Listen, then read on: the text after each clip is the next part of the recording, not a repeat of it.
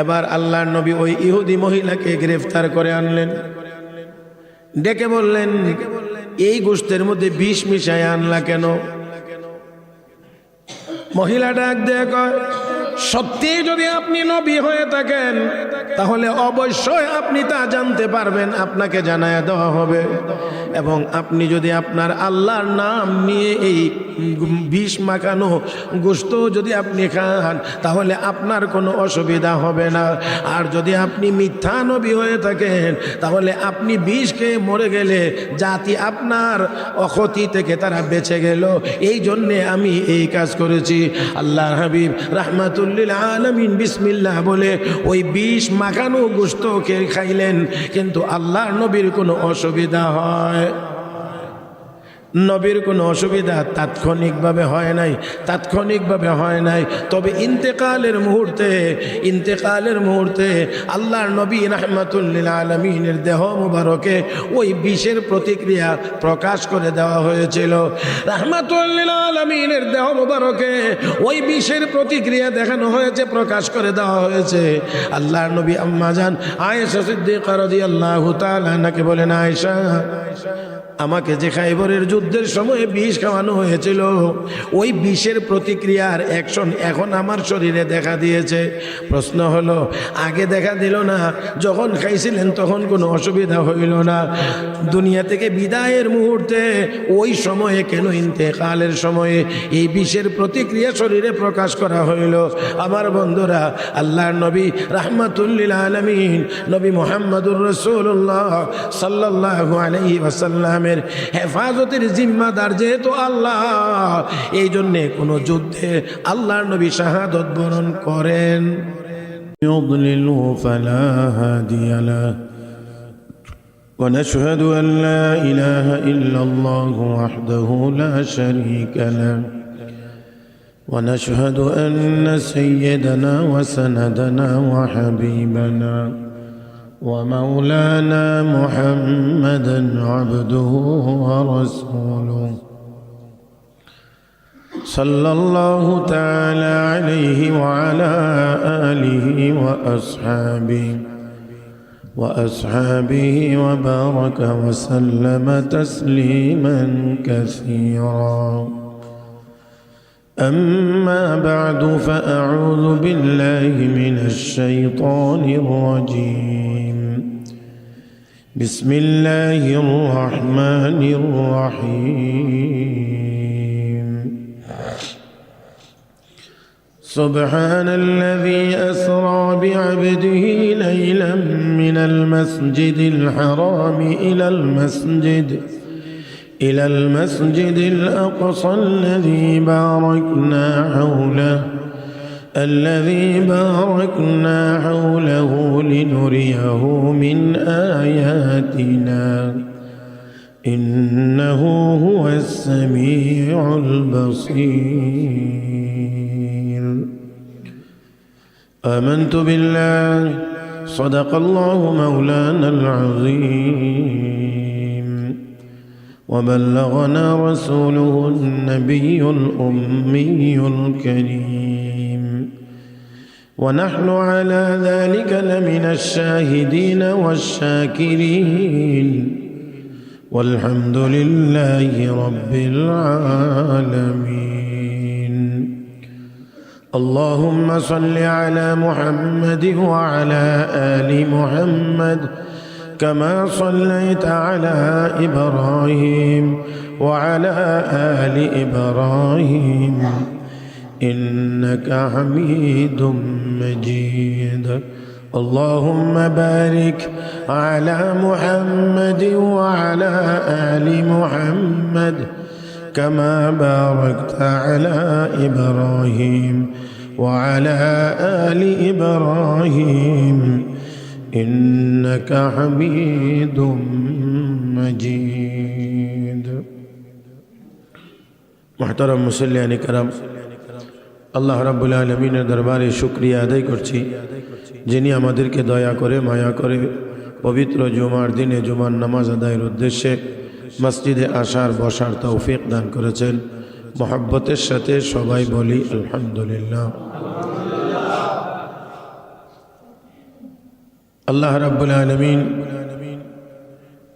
তার প্রিয় হাবিব রাহমাতুল আলামিন নবী মুহাম্মদুর রাসূলুল্লাহ সাল্লাল্লাহু আলাইহি ওয়াসাল্লামকে সর্বশ্রেষ্ঠ নবী করেছেন।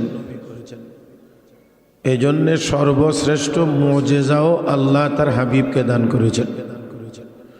সমস্ত নবীদেরকে মিলে সম্মিলিতভাবে যত মুজিজা দেওয়া হয়েছে, আমার আপনার নবীকে একা তার চেয়ে বেশি মুজিজা আল্লাহ দান করেছেন। এর মধ্যে অন্যতম মুজিজা হলো নবীর ঐতিহাসিক মেরাজ। রাহমাতুল লিল আলামিন নবী মুহাম্মদুর রাসূলুল্লাহ সাল্লাল্লাহু আলাইহি ওয়াসাল্লাম সর্বশ্রেষ্ঠ নবী, তিনি সর্বশেষ নবী। কিয়ামত পর্যন্ত তার নবুয়ত চলতে থাকবে। এই জন্যে সব নবীদেরকে আল্লাহ মুজিজা তাদের সমকালীন অবস্থার সাথে মিলায়া নবীকে শক্তিশালী পাওয়ারফুল মুজিজা দেওয়া হয়। তো আমার আপনার নবীর উম্মতের ভিতরে বিজ্ঞানের এই চরম উন্নতি হবে, এটা তো আল্লাহর ভালো করে জানা যে বিজ্ঞানের এই চরম উন্নতি হবে। নীল আর্মস্ট্রং চাঁদে যাবে, বৈজ্ঞানিকেরা যান্ত্রিকভাবে মঙ্গল গ্রহে যাবে। এজন্য আল্লাহ রাব্বুল আলামিনের প্রিয় হাবিবকে এমন মুজিজা আল্লাহ দান করেছেন যা কিয়ামত পর্যন্ত বিজ্ঞান শত আবিষ্কার করেও নবীর মুজিজাকে ওভারটেক করতে পারবে না, কখনোই পারবে না।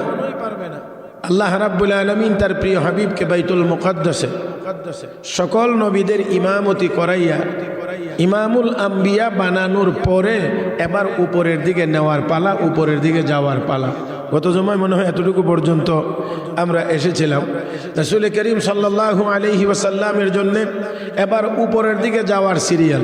এই উপরের দিকে যাওয়াটা হাফেজ ইমাদউদ্দিন ইসমাইল ইবনে কাসির রাহমাতুল্লাহি আলাইহি তিনি বলেছেন যে আল্লাহ রাব্বুল আলামিন আসমান পর্যন্ত সিঁড়ি লাগাইয়া দিয়েছেন, সিঁড়ি। আর এই সিঁড়িতে নবী পা রাখছেন, টান দিয়ে উপরে নেওয়া হয়েছে।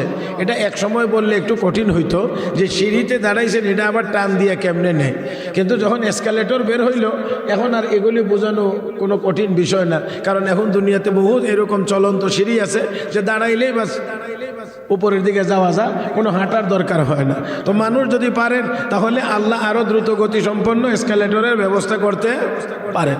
আবার এখানে আরেকটা বিষয় আছে, এসকালেটরের মধ্যেও যদি আপনি আরও গতি বাড়াইতে চান তাহলে এসকালেটরও চলবে, আপনিও হাঁটতে পারেন। এসকালেটরও চলবে, আপনিও হাঁটতে পারেন। তাহলে গতি কমবে না আরও বাড়বে? আরও বাড়বে। তাহলে লক্ষ্য করে দেখেন, হাফেজ ইবনে কাসির রহমতুল্লাহি আলাইহি তিনি বলেছেন যে সিঁড়ি, আর কোনো মুফাসসিরিন ইকরাম বলেছেন যে দুটোটার সমন্বয়। একদিকে সিঁড়িও চলে আর এই সিঁড়ির উপর দিয়ে নবীর বুরাক চলে, তাতে করে গতির পরিমাণ আরও বাড়ছে। একেবারে প্রথম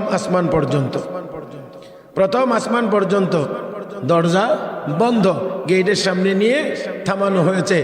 আল্লাহর হাবিব রাহমাতুল লিল আলামিন বলেন দরজা বন্ধ, জিবরাইল গিয়ে দরজায় নক করছে। এবার আপনারা একটু বলবেন আসমান নাই না আছে? দরজাও আছে। কেউ যদি বলে না আসমান নাই, তাহলে তাদের কথা আমাদের কাছে অন্তত গ্রহণযোগ্য হইতে পারে। আল্লাহ রাব্বুল আলামিন বলেন আল্লাযী খালাকা সাবআ সামাওয়াতি তিবাকা, আল্লাহ রাব্বুল আলামিন স্তরে স্তরে 7 আসমান সৃষ্টি করেছেন। অন্য আয়াতে আল্লাহ রাব্বুল আলামিন ঘোষণা করেছেন ওয়াল আল্লাহুল্লাযী খালাকা সাবআ সামাওয়াতি ওয়া মিনাল আরদি মিসলাহুন, আল্লাহুল্লাযী খালাকা সাবআ সামাওয়াতি ওয়া মিনাল আরদি মিসলাহুন, তিনি আল্লাহ যিনি আসমানকে 7 তবক সৃষ্টি করেছেন, সম পরিমাণ জমিনও সৃষ্টি করেছেন। তাহলে জমিনও 7টা, আসমানও কে বলেছেন? আল্লাহ। এখন দুনিয়ার কারো বুঝে আসুক আর নাই আসুক, দেখতে পারুক বা নাই পারুক, কোনো যন্ত্রের মাধ্যমে অনুমান করতে পারুক বা না পারুক, আল্লাহ আসমান বানাইছেন। আর নবী মেরাজের সময় গিয়ে দেখে এসেছেন আসমানও আছে, দরজাও। জিবরাইল দরজায় নক করেছেন, ভিতর থেকে জিজ্ঞেস করা হয়েছে কে? জিবরাইল আনা জিবরাইল, আমি জিবরাইল। এই জন্য কারো দরজায় নক করলে ভিতর থেকে যদি জিজ্ঞেস করে কে, তাহলে নিজের পরিচয় দেওয়া জরুরি। আমি অমুক, যাতে করে ভিতরের ব্যক্তির কোনো দিক থেকে কোনো রকমের মানসিক যন্ত্রণার কারণ যেন না হয়। কিন্তু আমাদের একটা রেওয়াজ আছে আমাদের দেশে, আমাদের মধ্যে কেউ জিজ্ঞাইলে কে, আমি, তা আমি কে, তা আমি বললে সবসময় কণ্ঠস্বরের দ্বারা সবসময় মানুষকে চেনা যায় না। আমি বলার উদ্দেশ্য হলো মানে আমি আওয়াজটা পাইলেই আমি এই কথা বললেই যেন উনি চিনে ফেলবে, সবসময় তো চেনা যায় না। আর বর্তমান যে সময়ে আমরা আছি, এই সময়ে আমার মনে হয় যে কারো দরজায় নক করলে যদি ভিতর থেকে জিজ্ঞেস করে কে, তাহলে সম্পূর্ণ পরিচয়টা ভালোভাবে দেওয়া উচিত। কারণ এখন দরজা খুলে অঘটন ঘটানোর বহু নজির। এই জন্যে জিবরাইলকে আনা জিবরিল, আমি জিবরাইল। রাসূলের দরজার মধ্যে এমন হয়েছে, সাহাবীকে দরজার মধ্যে নক করেছে, নবী জিজ্ঞেস করে কে, আনা, আনা, আমি, যেটা আমরা বলি আর কি, আনা, আমি। নবী দরজা খুলে আনা, নাকি নাম বলতে পারো না? তারপরে জিজ্ঞেস করা হয়েছে তোমার সাথে কে, মুহাম্মদুর রাসূলুল্লাহ সাল্লাল্লাহু আলাইহি ওয়াসাল্লাম। দরজা খুলে দেওয়া হয়েছে, আমি ভিতরে প্রবেশ করলাম। আমাকে প্রথম আসমানের এই গেটে স্বাগত জানিয়েছেন হযরত আদম আলাইহিস সালাতু ওয়াস সালাম, মানব জাতির পিতা, মানব জাতির পিতা হযরত আদম আলাইহিস সালাতু ওয়াস সালাম আমাকে স্বাগত জানিয়েছে, আমার জন্য দোয়া করেছে। রাহমাতুল লিল আলামিনের জন্য আল্লাহ রাব্বুল আলামিন স্পেশালি এমন কিছু পয়গম্বরকে আসমানে রেখেছেন, এক এক আসমানে, যাদের সাথে নবীর কর্মময় জীবনের, নবীর জীবনের হয়তো অতীতে কোনো মিল আছে অথবা ভবিষ্যতে গিয়ে মিল হবে, এমন নবীদেরকে আল্লাহ আসমানে নবীর সাথে সাক্ষাতের জন্য নির্ধারণ করেছেন। 7 আসমানে 8 জন নবীর সাথে আমার আপনার নবীর সাক্ষাতের ব্যবস্থা করা হয়েছে। প্যারে হাজরিন, প্রথম আসমানে হযরত আদম আলাইহিস সালাতু ওয়াস সালাম, আর একেবারে সর্বশেষ আসমানে হযরত ইব্রাহিম আলাইহিস সালাতু ওয়াস সালাম। এজন্য সহজে এটা আমাদের সকলের জন্য না, আমরা সবাই পারবো না স্মরণ রাখতে। এই জন্যে এটা মাদ্রাসা পড়ুয়া যারা তালিবুল ইলম, তাদের জন্য এই শব্দটা স্মরণ রাখলে কোন আসমানে কোন নবী সহজে বুঝতে পারবে। এই জন্য আমি আপনাদেরকে সরাসরি বলি, প্রথম আসমানে আদম আলাইহিস সালাতু ওয়াস সালাম, দ্বিতীয় আসমানে হযরতে ঈসা আলাইহিস সালাতু ওয়াস সালাম, তৃতীয় আসমানে হযরত ইউসুফ এবং হযরত ইয়াহইয়া আলাইহিস সালাম, 2 জন নবী। 3 নম্বর আকাশে, চতুর্থ আকাশে হযরত ইদ্রিস আলাইহিস সালাতু ওয়াস সালাম, পঞ্চম আকাশে হযরত হারুন আলাইহিস সালাম, ষষ্ঠ আকাশে হযরত মুসা আলাইহিস সালাম, সপ্তম আকাশে হযরত ইব্রাহিম আলাইহিস সালাতু ওয়াস সালাম। এইজন্য কিতাবে এই নবীদের সিরিয়াল দিয়া একটা শব্দ বানানো হয়েছে, আয়াহুম ইব্রাহিম, আয়াহুম ইব্রাহিম। আলিফে আদম, আইনে ঈসা, ইয়াতে ইউসুফ ইয়াহইয়া, আবার আলিফে ইদ্রিস, হাতে হযরত হারুন, মিমতে মুসা, আর শেষে তো ইব্রাহিম আলাইহিস সালাম আছে। আয়াহুম ইব্রাহিম মানে সর্বশেষ সকলের উপরে হযরত ইব্রাহিম আলাইহিস সালাতু ওয়াস সালাম। এই যে নবীদেরকে আল্লাহ রাখলেন, এই 8 জন নবী, প্রত্যেক নবীর সাথে, নবীর জীবনীর সাথে আমার আপনার নবীর জীবনীর অতীতে হয়তো মিল আছে, না হলে ভবিষ্যতে গিয়ে মিল হবে। এই জন্য এই নবীদের সাথে আল্লাহ সাক্ষাৎ করেছেন। এই সাক্ষাতের ভিতর দিয়ে এই ইঙ্গিত দেওয়া হয়েছে, আদম আলাইহিস সালাতু ওয়াস সালামের সাথে সাক্ষাতের মধ্য দিয়ে আমার নবীকে এই ইঙ্গিত দেওয়া হয়েছে, আপনি মক্কায় আর বেশি দিন থাকতে পারবেন না, হিজরত করতে হবে, কারণ আদম জান্নাতে বেশি দিন থাকতে পারেন নাই। আদম আলাইহিস সালাম বানায় রাখা হয়েছিল জান্নাতে, জান্নাতে তো তিনি থাকতে পারলেন না। জান্নাতে তো আসলে রাখবার জন্য আল্লাহ বানানো নাই, জান্নাত দেখানোর জন্য আল্লাহ বানাই রাখছিলেন। জান্নাতে দেখা যখন শেষ, দুনিয়াতে পাঠাইয়া দিয়েছেন। তো আল্লাহ রাব্বুল আলামিন তার প্রিয় হাবিবকে এই ইঙ্গিত দিয়েছেন, হাবিব, আদমের সাথে সাক্ষাতের মধ্য দিয়ে আপনাকেও এই ইঙ্গিত দেওয়া হয়েছে যে আপনিও মক্কায় বেশি দিন থাকতে পারবেন, চলে যাইতে হবে, হিজরত করতে হবে। আমার ভাইয়েরা, অনেক দীর্ঘ কথা, তারপরে আমি একেবারে সামনের দিকে আগাইতে চাই। দ্বিতীয় আকাশে হযরত ঈসা আলাইহিস সালাতু ওয়াস সালামের সাথে আমার আপনার নবী সাক্ষাৎ হয়েছে। প্রথম আসমানের কার্যক্রম শেষ হলে আবার দ্বিতীয় আসমানে নেওয়া হয়েছে। দ্বিতীয় আসমানে গিয়ে একই অবস্থা, দরজা বন্ধ, আওয়াজ করা হয়েছে, কে? আমি জিবরাইল। সাথে কে? মুহাম্মদুর রাসূলুল্লাহ সাল্লাল্লাহু আলাইহি ওয়াসাল্লাম। দরজা খুলে দেওয়া হয়েছে। হযরত ঈসা আলাইহিস সালাতু ওয়াস সালাম আমার সাথে আমাকে স্বাগত জানিয়েছে। ঈসা আলাইহিস সালাতু ওয়াস সালামের সাথে সাক্ষাতের মধ্য দিয়ে আল্লাহ রাব্বুল আলামিন নবীকে ইঙ্গিত অনেকগুলো দিয়েছেন। এর মধ্যে একটা হলো ঈসা আলাইহিস সালাম এবং আমার আপনার নবী, এই দুই নবীর মাঝখানে আর কোনো নবী নাই, খুব পাশাপাশি, একেবারে কাছাকাছি। ঈসা আলাইহিস সালামের পরেই আমাদের নবী। আবার হাসরের ময়দানে সর্বশেষ আমার আপনার নবী যে সুপারিশ করবেন, বড় সুপারিশ, শাফাআতে কুবরা, এই কথাটার সর্বশেষ ঠিকানা হযরত ঈসা আলাইহিস সালাতু ওয়াস সালাম দিয়ে বলবেন, হাসরবাসীরা এই মুহূর্তে সুপারিশ করার ক্ষমতা কাহারও নাই, একমাত্র মুহাম্মদুর রাসূলুল্লাহর আছে, ওনার কাছে যাও, উনি এই মুহূর্তে সুপারিশ করার ক্ষমতা রাখেন, আর কারো কাছে ক্ষমতা নেই। সাথে সাথে আল্লাহ রাব্বুল আলামিন ঈসা আলাইহিস সালাতু ওয়াস সালামের যে বয়স, সেই বয়সের সমপরিমাণ বয়স দিয়ে আল্লাহ জান্নাতি বান্দাদেরকে, পুরুষদেরকে আল্লাহ সেই বয়স দিয়ে জান্নাত দান করবেন। সেই সাথে আবার ঈসা আলাইহিস সালাতু ওয়াস সালামের বাড়িও ঘেরাও করা হয়েছিল নবীকে হত্যা করার জন্যে। ঈসা নবীকে, আবার আমাদের নবীর বাড়িও ঘেরাও করা হয়েছিল নবীকে হত্যা করার জন্যে। ঈসা আলাইহিস সালামকে আল্লাহ আকাশে উঠায়া হেফাজত করেছেন, আমাদের নবীকে আল্লাহ নিরাপদে মদিনায় পৌঁছায়া হেফাজত করেছেন। তো বাড়িটা ঘেরাও করা হয়েছিল, ঈসা আলাইহিস সালামেরও বাড়ি ঘেরাও হয়েছিল, মুহাম্মদুর রাসূলুল্লাহরও। তাহলে নবীর জীবনীর সাথে হযরত ঈসা আলাইহিস সালামের জীবনীর যথেষ্ট পরিমাণ মিল আছে, ইঙ্গিত আছে সেই দিকে। মুহতারাম হাজরিন, দ্বিতীয় আসমানের কার্যক্রম শেষ হলে আমার আপনার নবীকে এবার নেওয়া হয়েছে 3 নম্বর আসমানে। তৃতীয় আসমানে হযরত ইউসুফ, হযরত ইয়াহইয়া আলাইহিস সালাম দুজন নবীর সাথে সাক্ষাৎ হয়েছে। হযরত ইউসুফ আলাইহিস সালাতু ওয়াস সালামের সাথে সাক্ষাৎ, হযরত ইয়াহইয়া আলাইহিস সালামের সাথে সাক্ষাৎ।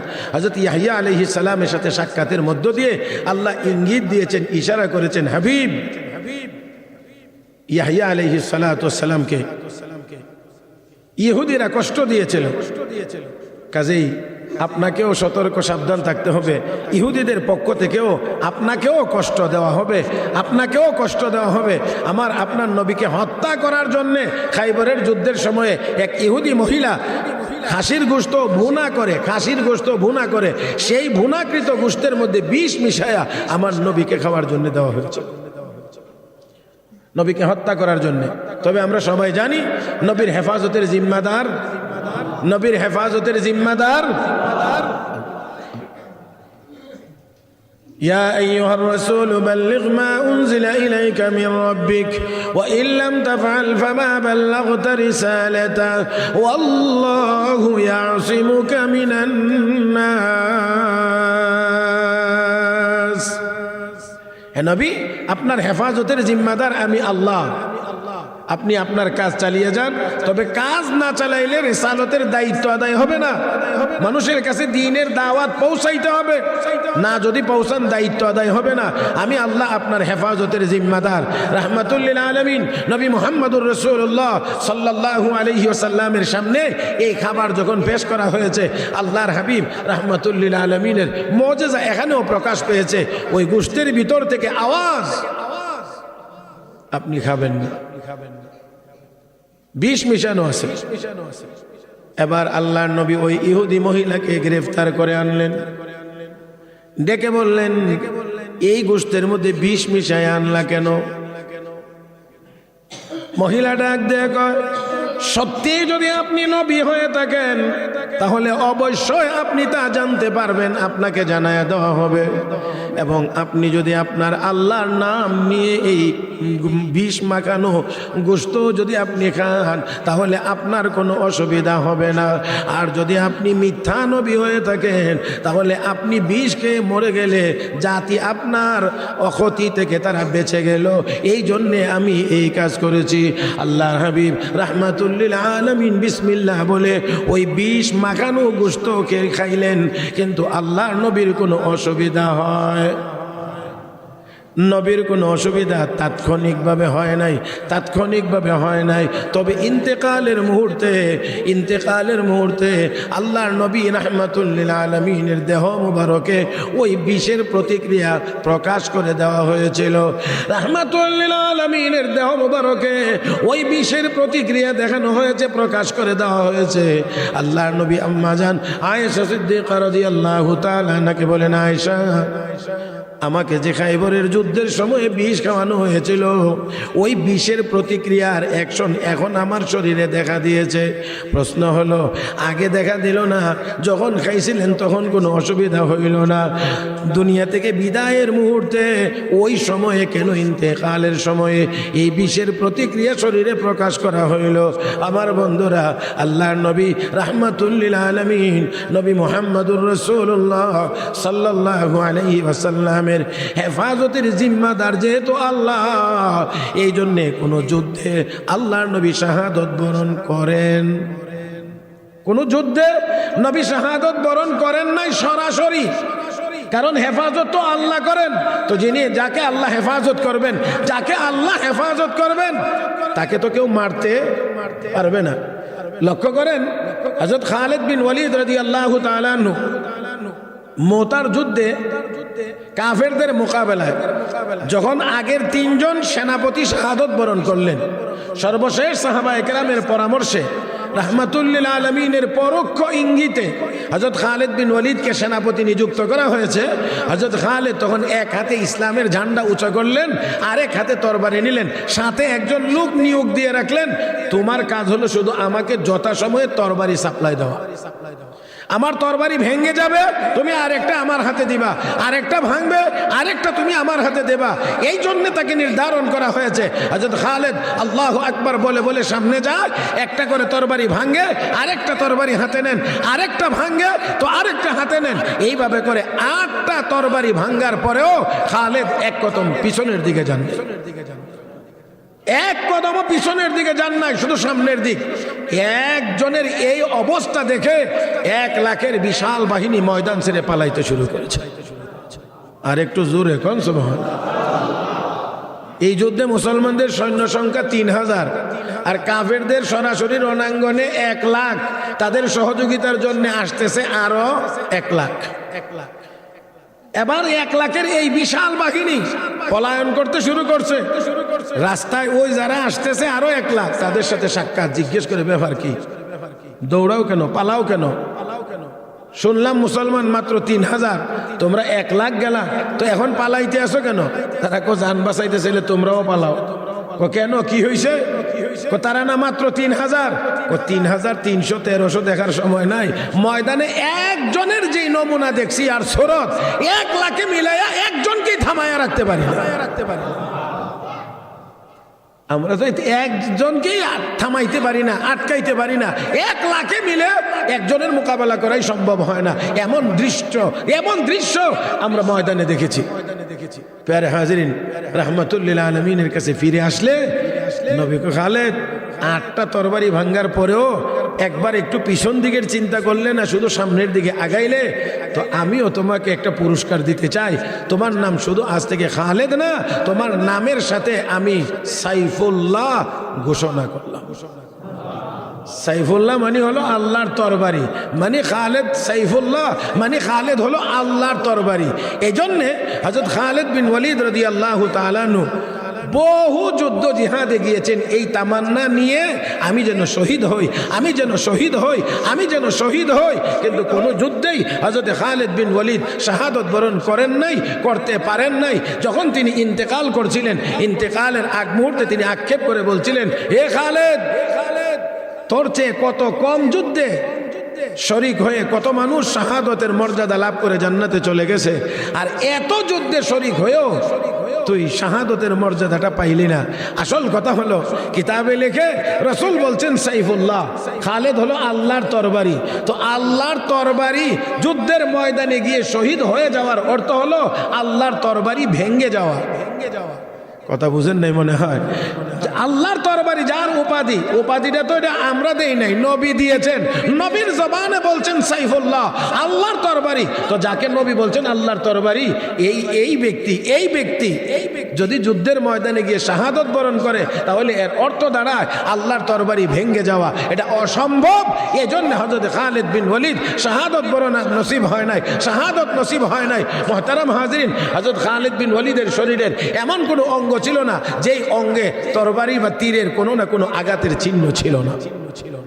যুদ্ধ করতে গিয়ে, কিন্তু তারপরেও এত জিহাদে শরীক হওয়ার পরেও শাহাদত নসিব হয় নাই। রাহমাতুল লিল আলামিনের হেফাজতের জিম্মাদার যেহেতু আল্লাহ, এই জন্যে সরাসরি কোনো রণাঙ্গনে নবীর শাহাদত নসিব হয় নাই। কিন্তু শহীদদের স্পেশাল কিছু মর্যাদা আছে যা শহীদ না হইলে অন্য কেউ পাবে না। শহীদ না হইলে স্পেশাল এই মর্যাদাগুলি অন্য কেউ পাবে না। তো হাসরের ময়দানে কোন দিক থেকে দেখা যাবে শহীদের মর্যাদা বেশি হয়ে যাবে। রব্বে করিম সেজন্য ইন্তেকালের আগে ওই বিষের প্রতিক্রিয়া শরীরে প্রকাশ করে আল্লাহর নবীকে শাহাদতের মর্যাদা দান করেছে, যাতে করে হাসরের দিন নবীর উপরে আংশিকভাবেও কারো মর্যাদা যেন জান্নাতি জীবনে যেন মর্যাদা কারণ যেন না হয়। প্যারে হাজিরিন, তাহলে আসুন আল্লাহ রাব্বুল আলামিন নবীকে শাহাদতের মর্যাদা দান করেছেন। এর মাধ্যমে বিশ্ব নবী রাহমাতুল লিল আলামিনকে আল্লাহ রাব্বুল আলামিন হযরত ইয়াহইয়া আলাইহিস সালামের সাথে 3 নম্বর আসমানে সাক্ষাতের মধ্য দিয়ে আল্লাহ সেই ইঙ্গিত দিয়েছেন যে ইহুদিদের দ্বারাও আপনি কষ্ট পাবেন। হযরত ইউসুফ আলাইহিস সালাতু সালামের সাথে আল্লাহ রাব্বুল আলামিন সাক্ষাতের মধ্য দিয়ে নবীকে ইঙ্গিত দিয়েছে, আপনি যদি পরজন, অপর মানুষ, দূরের মানুষ, অনাত্মীয় মানুষের দ্বারাই নির্যাতিত হবেন না, আপনি আপনার আপনজন দ্বারাও নির্যাতিত হবেন। এটা ইঙ্গিত দেওয়া হয়েছে হযরত ইউসুফ আলাইহিস সালামের সাথে সাক্ষাতের মাধ্যমে। কারণ হযরত ইউসুফ আলাইহিস সালাম কুয়ার মধ্যে নিক্ষিপ্ত হয়েছিলেন আপন ভাইদের দ্বারা। বুঝাইতে পারছি না? হযরত ইউসুফ আলাইহিস সালাম আপন ভাইদের দ্বারাই তো কুয়ায় নিক্ষিপ্ত হয়েছিলেন। সেই নবীর সাথে সাক্ষাতের মধ্য দিয়ে আল্লাহ বুঝাইয়া দিলেন, আপনি শুধু অপর মানুষ দিয়েই নির্যাতিত হবেন না, কষ্ট পাবেন না, আপনার একেবারে কাছের মানুষ দ্বারাও আপনি কষ্ট পাবেন। মুহতারাম হাজরিন, সেই সাথে ইউসুফ আলাইহিস সালাতু সালামের সাথে আমার আপনার নবীর আরেকটা ইঙ্গিত হলো, ইউসুফ আলাইহিস সালাম সুন্দর ছিলেন। আল্লাহর আখিরি নবীর যত উম্মতকে জান্নাত দান করবেন সবাইকে ইউসুফ আলাইহিস সালামের মতো সুন্দর বানায়া আল্লাহ জান্নাত দান করবেন। আল্লাহ যাক, উদ্দূর পর্যন্ত একটুখানি বললাম আর কি, আর বাকিগুলো আর লম্বা করে বলার বেশি দরকার নাই। আমার ভাইয়েরা, আল্লাহ হাবিব রাহমাতুল লিল আলামিন 3 নম্বর আসমানের কার্যক্রম শেষ করে এবার 4র্থ আসমানে গেলেন। হযরত হারুন আলাইহিস সালাতু ওয়াস সালাম নবীকে স্বাগত জানাইলেন, দোয়া করলেন। হযরত হারুন আলাইহিস সালাতু ওয়াস সালাম মুসা আলাইহিস সালামের সহযোগী ছিলেন, মুসা নবীর সহযোগী ছিলেন। আল্লাহ জানায় দিলেন, ইঙ্গিত করে বুঝায় দিলেন, হাবিব মুসা নবীকে যেমন সহযোগিতার জন্য হারুনকে দিয়েছিলাম, আপনার পরে তো কোনো নবী নাই, সেজন্য নবী দিয়ে আপনার সহযোগিতা হবে না। তবে আপনার পরে হারুনের মতো এমন সহযোগী নবী না হইলেও আবু বকর ওমরের মাধ্যমে আমি আল্লাহ আপনাকে সহযোগিতা করব। হারুন হবে না, নবী হবে না, কিন্তু অবশ্যই আপনারও সহযোগী হবে। এত বড় সহযোগী হযরত আবু বকর সিদ্দিক রাদিয়াল্লাহু তাআলা নুকে আল্লাহ দুনিয়াতে পাঠাইছেন, এই দুনিয়াতে বানাইছেন, পাঠাইছেন আল্লাহর নবীর সঙ্গী এবং সাহায্যকারী হওয়ার জন্য।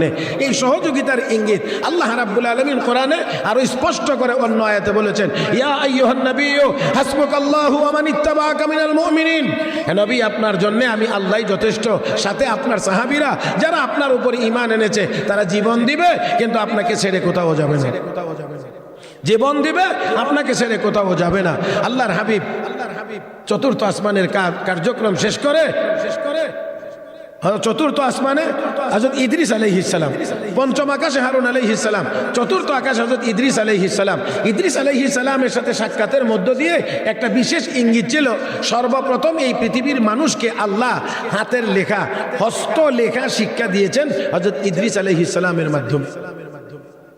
এই দুনিয়ার মানুষ তার আগে আর কেউ লেখা জানতো না, লিখতে পারতো না। এই মানুষকে হাতের লেখা, হস্ত লেখা, এটা আল্লাহ হযরত ইদ্রিস আলাইহিস সালামের মাধ্যমে শিক্ষা দিয়েছিলেন। এই জন্য হযরত ইদ্রিস আলাইহিস সালামের সাথে সাক্ষাতের মধ্য দিয়ে আল্লাহ ইঙ্গিত করলেন, হাবিব আপনার জবান দিয়েই শুধু কালেমার দাওয়াত হবে না, লিখনির মাধ্যমেও, চিঠিপত্রের মাধ্যমেও ইসলামের কাজ আপনাকে দিয়ে নেওয়া হবে। আল্লাহর হাবিব মক্কা বিজয়ের পরে বিভিন্ন দেশের রাষ্ট্রপ্রধানদের কাছে চিঠির মাধ্যমে ঈমানের দাওয়াত দিয়েছেন, কালেমার দাওয়াত দিয়েছেন।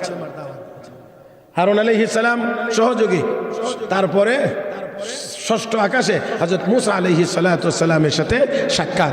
মুসা আলাইহিস সালামের সাথে সাক্ষাতের মধ্যে যত ইঙ্গিত, এর একটা ইঙ্গিত হলো মুসা নবীর উম্মত তেরা, তারা নবীকে খুব যন্ত্রণা দিত, খুব যন্ত্রণা দিত, এমন খুব বেশি মারাত্মক যন্ত্রণা। তো আল্লাহ রাব্বুল আলামিন আমার আপনার নবীকে মুসা নবীর সাথে সাক্ষাতের মধ্য দিয়ে ইঙ্গিত দিলেন, আপনার উম্মতের ভিতরেও কিছু মানুষ আছে যেগুলো তেরা, আপনাকে বিভিন্নভাবে যন্ত্রণা দিবে, বিভিন্নভাবে যন্ত্রণা দিবে। মুহতারাম হাজিরিন, এই তেরাদের মধ্যে সবচেয়ে বেশি তেরা ছিল মুনাফিকের দল, যারা উপর দিয়ে ইসলামের কথা প্রকাশ করেছে, ভিতর দিয়ে কুফরি লুকায় রাখতো। বিভিন্ন সময় বিভিন্ন আঙ্গিকে বিভিন্নভাবে তারা নবীকে কষ্ট দিত। মুহতারাম হাজরিন, মুসা নবী যেমন করে ধৈর্য ধারণ করেছিলেন, মুসা নবী যেমন করে ধৈর্য ধারণ করেছিলেন, হাবিব আপনাকেও ধৈর্য ধারণ করতে হবে। সর্বশেষ সপ্তম আকাশে হযরত ইব্রাহিম আলাইহিস সালামের সাথে সাক্ষাতের ব্যবস্থা হয়েছে। ইব্রাহিম আলাইহিস সালামের সাথে সাক্ষাতের ব্যবস্থা হয়েছে। ইব্রাহিম নবীর সাথে সাক্ষাতের মধ্য দিয়ে আল্লাহ রাব্বুল আলামিন ইঙ্গিত দিলেন, হাবিব আপনার হজ নসিব হবে। কি হজ নসিব হবে? হজ করবেন আপনি। আল্লাহ রাহমাতুল লিল আলামিন জীবনে একবারই হজ করেছেন, তার আগে শুধু উমরা করেছেন। নবী তার আগে 3 বার উমরা করেছেন, হজের সাথে একবার উমরা করেছেন, মোট 4 বার উমরা হয়েছে। আর এই একবারই হজ, আর এটাই বিদায় হজ। ইব্রাহিম আলাইহিস সালাম যেহেতু কাবাগর নির্মাণ করেছিলেন, এই জন্য ওনার সাথে সাক্ষাতের মধ্যে আল্লাহ রাব্বুল আলামিন এই ইঙ্গিত দিলেন যে আপনিও হজ করবেন। মুহতারাম হাজিরিন, তো আমার আপনার নবী জীবনে একবার হজ করেছেন, এটাই বিদায় হজ।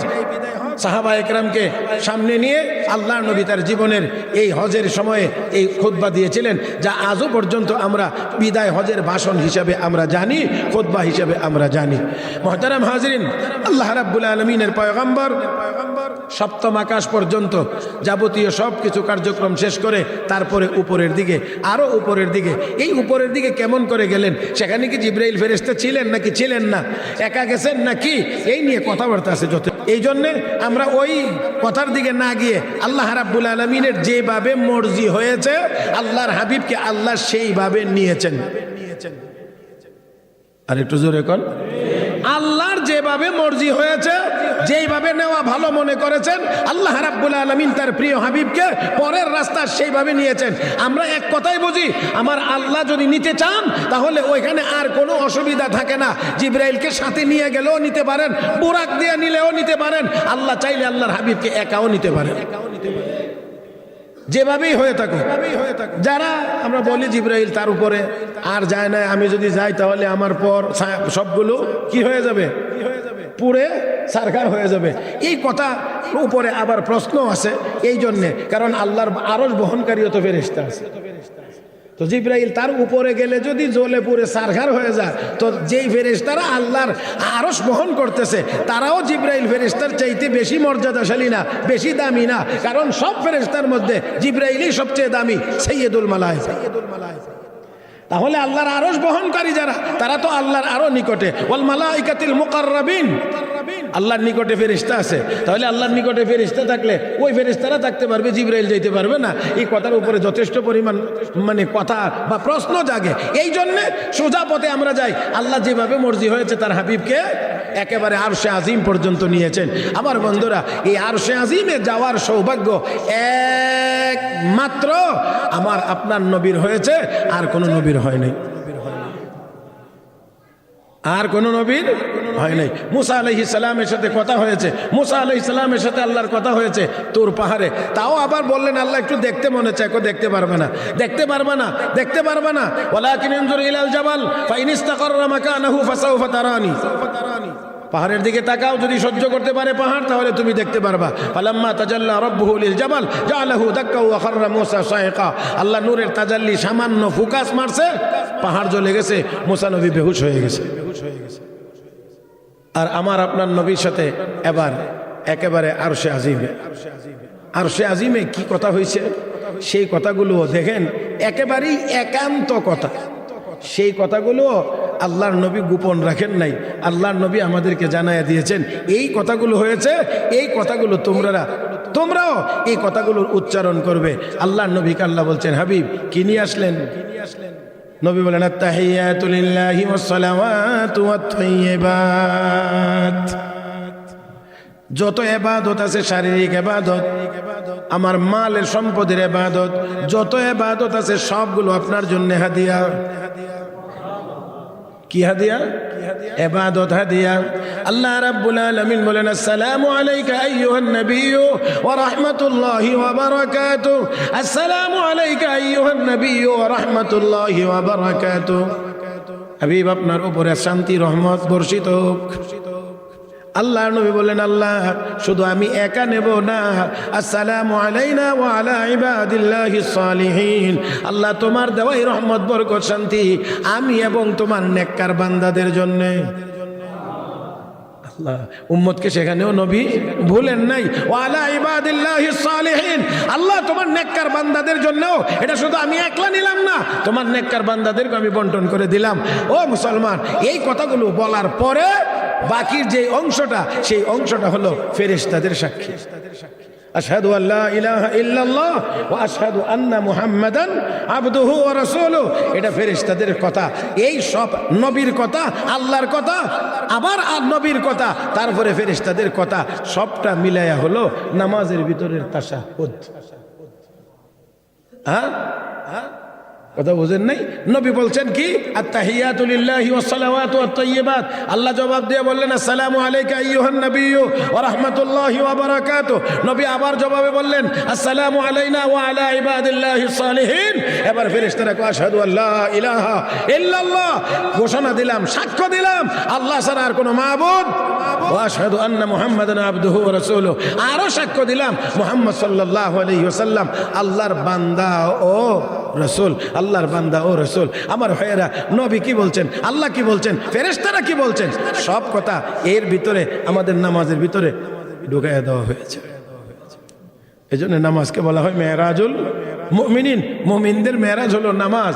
আমার ভাইয়েরা, তাহলে আসুন রাহমাতুল লিল আলামিনের সাথে আল্লাহর যা কথাবার্তা বলার, ফাওহা ইলা আবদিহি মা আওহা, কথাবার্তা বলার। আর সর্বশেষ এই মেরাজের এই ঐতিহাসিক ভ্রমণে আমার নবীকে সকল নবীদের উপরে না, শুধু গোটা মানব জাতির উপরে, দুনিয়াতে যত মানুষ, যত সায়েন্টিস্ট আগমন করবে, বিজ্ঞানের যত আবিষ্কার হবে, সকল আবিষ্কারের উপরে আমার নবীকে মর্যাদা দেওয়ার জন্য আল্লাহ রাতের এক অংশের ভিতরে রাহমাতুল লিল আলামিনকে আরশে আজিম ভ্রমণ করায়া এবার ফিরতি দুনিয়াতে পাঠানোর সিরিয়াল। আসার সময়ে 50 ওয়াক্তের নামাজ। এই হলো মোটামুটি ভাবে যদি বলি, তাহলে মেরাজের এই ভ্রমণের সর্বোচ্চ এবং সর্ববৃহৎ সর্বোত্তম হাদিয়া হলো কি? মহব্বতের আওয়াজে বলেন কি? নবীকে এর ভিতরে আল্লাহ অনেক কিছু দেখাইছেন, সবগুলো শেষ। নামাজ 50 ওয়াক্ত, মাত্র 50 ওয়াক্ত নামাজ।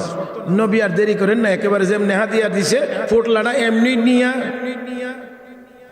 রওনা।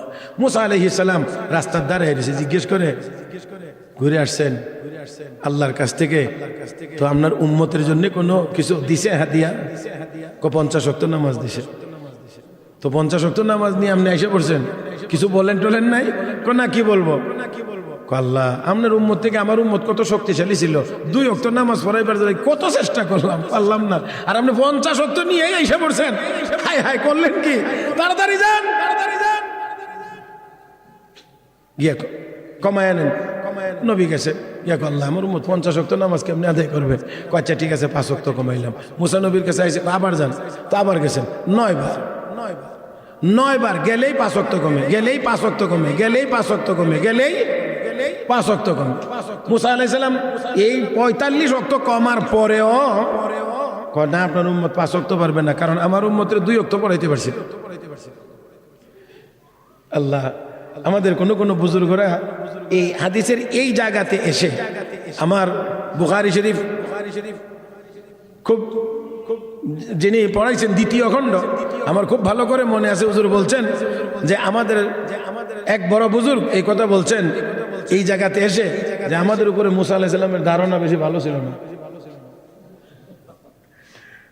কথা কেন রে, ঠান্ডা হয়ে গেছেন কেন? আমাদের প্রতি মুসা নবীর ধারণা বেশি ভালো ছিল না, আমরা 5 ওয়াক্ত নামাজও পড়তে পারবো না। 5 ওয়াক্ত আসার পরে উনি আরো কমায় নিয়ে আসেন, ওনার উম্মত পারে নাই, এই জন্য আমরাও পারবো না। হ্যাঁ, আরে এই উম্মতের ভিতরে 5 ওয়াক্ত না, আরো বেশি ওয়াক্ত নামাজ পড়ার লোকও আছে। কথা কয় না রে, কথা কয় না। 5 ওয়াক্ত নামাজ না, শুধু আরো বেশি ওয়াক্তের নামাজ পড়ার লোকও আছে। আমরা চিনি না, আমরা জানি না, আমরা দেখি না, কিন্তু এমন লোকের অভাব নাই। আল্লাহর ফজল করমে এখনো যথেষ্ট পরিমাণ লোক আছে যাদের নিয়মিত তাহাজ্জুদ হয়, তাহাজ্জুদ কাজা হয় না, যারা ইশরাক কাজা করেন না, যারা আওয়াবিন ছাড়েন না, অন্তত এই 3 ওয়াক্তের নামাজ ছাড়ে না, এমন লোক আলহামদুলিল্লাহ আমার এই বাংলাদেশে 1 2 জন না, 100 200 না, অন্তত 1000 তো অবশ্যই হবে। যারা নিয়মতান্ত্রিকই অন্তত এই 3 ওয়াক্তের নামাজ পড়ে আমার ভাইয়েরা, যদিও নফল, এই 3 ওয়াক্ত মানে তাহাজ্জুদ, ইশরাক, আওয়াবিন না, এই 3 ওয়াক্তের নামাজ নিয়মতান্ত্রিক ভাবে পড়েন আলহামদুলিল্লাহ, এমন লোকের অভাব নাই। আর মুসা নবী কয় আপনার উম্মত 5 ওয়াক্ত পারবে না। রাহমাতুল্লিল আলামিন এবার বললেন আমি আর যাইতে পারবো না। আর কত যাবো? 9 বার গেছি, গেলে 5 ওয়াক্ত কমে। এখানে আরেকটা ব্যাপার রয়ে গেছে, গেলে 2 ওয়াক্ত যদি কমতো, 1 ওয়াক্ত যদি কমতো, 3 ওয়াক্ত কমতো, তাহলে আবার একটা যাওয়ার সুযোগ থাকতো। গেলেই 5 ওয়াক্ত কমে, তো এখন আবার যাওয়ার অর্থ হইলো আমার উম্মত নামাজই পড়বে না। এই জন্য আল্লাহ রাসূলকে আমি আর যাইতে পারবো না, আমার শরম লাগে, লজ্জা লাগে, আমি আর যাবো না। এই কথার ভিতর দিয়ে আবার আরেকটা ইঙ্গিত আছে। আমরা যেমন একজন আরেকজন বলি, আমার আর কয়বার ফাটাইবা, কতবার, আমি যাইতে তখন শরম করে, তার মানে হইলো মনে ছেলে তুমি যাও। তো আল্লাহ নবীও যেন বলতে চান একটু ইশারা ইঙ্গিতে, ও মুসা নবী, এতই যদি আমার উম্মতের লাগে, তোমার দরদ লাগে, তো তুমি যাও। এখানে যেই কথাটা, সেই কথাটা হলো একটা কথা বলি শুধুমাত্র, তা হলো এই, এখানে 5 ওয়াক্ত নামাজের বেশি যে উম্মত আদায় করবে না, করতে পারবে না, এটা আল্লাহ তো ভালো করেই জানেন। এই জন্যে 50 ওয়াক্ত নামাজ দিয়ে মুসা নবীকে রাস্তায় দাঁড় করায়া আবার নবীকে সুপারিশের নামে 9 বার ঘুরাইয়া নেওয়া, এটা অন্য আর কোনো কিছু না, একমাত্র নবীর প্রতি আল্লাহর যে চরম ভালোবাসা, সেই মহব্বত আর ভালোবাসা প্রকাশ করার জন্যেই আল্লাহ এই কৌশল অবলম্বন করেছে। তার মানে হলো, হাবিব, আমি আল্লাহ আপনাকে বিদায় দিতে মনে চায় না, এই জন্য বারবার ঘুরাইয়া আনলাম। এখন নবী যখন 5 ওয়াক্ত নিয়ে রওনা, এবার আল্লাহর পক্ষ থেকে ঘোষণা, হাবিব, আমার সিদ্ধান্ত পরিবর্তন হয় না, তবে যেহেতু আপনার উম্মতের কষ্ট হবে, সুপারিশ গ্রহণ করে নামাজ কমায়া দিলাম, কিন্তু বিনিময় কমাইব না, আপনার উম্মত আদায় করবে 5, আমি আল্লাহ পুরস্কার দেব 50। সবকিছু মিলাইয়া সব ইবাদত জিবরিল ফেরেশতার মাধ্যমে হুকুম আহকাম আকারে দুনিয়াতে আল্লাহ দিলেন। নামাজের বেলায় আল্লাহ নিজে নবীকে দাওয়াত করে নিয়ে হাদিয়া দিলেন। তাহলে বোঝা গেল নামাজের গুরুত্ব অন্যান্য ইবাদতের চেয়ে একটু কম। হ্যাঁ, একটু আওয়াজ করে বলেন না, একটু অন্যান্য ইবাদতের চেয়ে কম না বেশি? আমি আরেকদিন আলোচনায় আনবো ইনশাআল্লাহ, আজকে শুধু এখান পর্যন্ত রাখি। আমার আপনার নবী রাহমাতুল্লিল আলামিন কে আল্লাহ নামাজ দিলেন নিয়ে, আলোচনার মূল জায়গাটা এখানেই। নবী যা নিয়ে আসলেন এটাই হলো আমাদের সবচেয়ে বুঝবার এবং আমল করবার বিষয়, 5 ওয়াক্তের নামাজ। প্যারে হাজিরিন, এক একজন মানুষের দেহ, এই 3.5 হাত দেহ, এই বডি, এটাকে বলা হয় জামিউল কায়নাত। কিতাবের ভাষায় আমার আপনার এই 3.5 হাত বডি, এটাকে বলা হয় জামিউল কায়নাত, যার বাংলা অনুবাদ হয় সৃষ্টির সমষ্টি। গোটা পৃথিবীতে আল্লাহ যা কিছু রাখছেন, মানব দেহের ভিতরে সব কিছুর নমুনা আল্লাহ সংক্ষিপ্ত আকারে রেখেছেন। এই জন্যে সারাটা দুনিয়াকে বলা হয় বড় জগৎ, আলমে কুবরা, আর এক একটা মানুষের দেহকে বলা হয় আলমে সুগরা, ছোট জগৎ। বড় জগতে যা আছে বড় আকারে, ছোট জগতে সব আছে ছোট আকারে।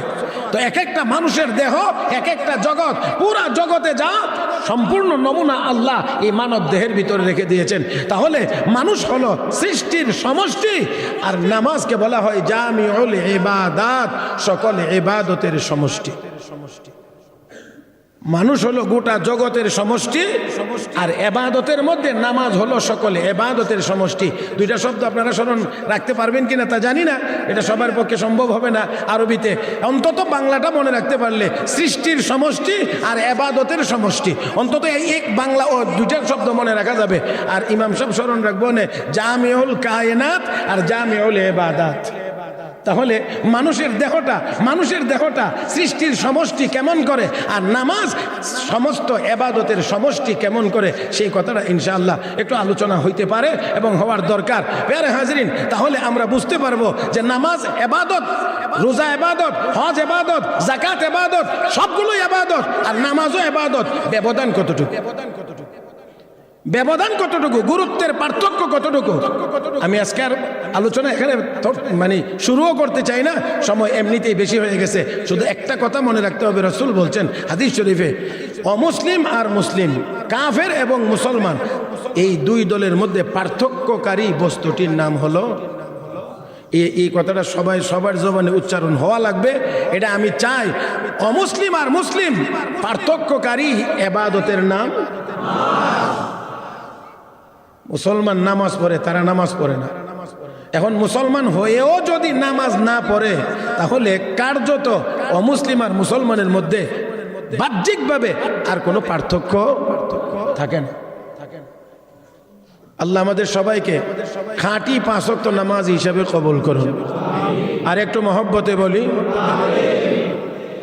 নামাজি যদি আমরা হয়ে যাইতে পারি, বর্তমান দুনিয়ার মুসলমান যদি আমরা সবাই 5 ওয়াক্তের নামাজি হয়ে যাইতে পারতাম সঠিকভাবে, তাহলে এক নামাজি হওয়ার দ্বারা হাজারো অপরাধ আমাদের সমাজ থেকে এমনিতেই বন্ধ হয়ে যেত। কিন্তু আমরা অনেক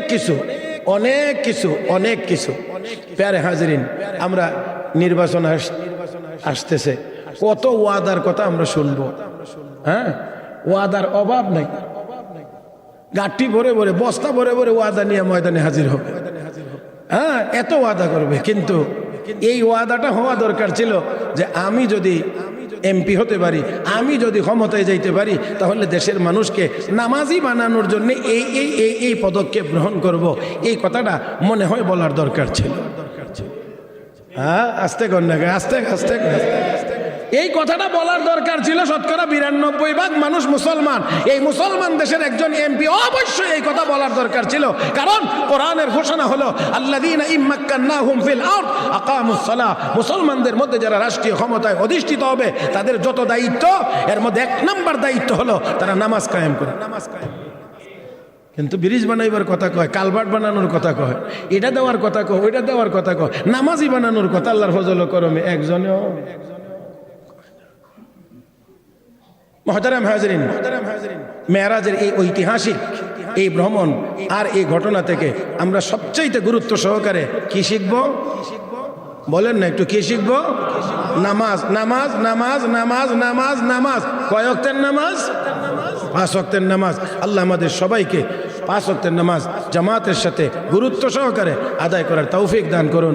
আমিন ইয়া রাব্বাল আলামিন। ওয়া আখিরু দাওয়ানা আনিল হামদুলিল্লাহি রাব্বিল আলামিন।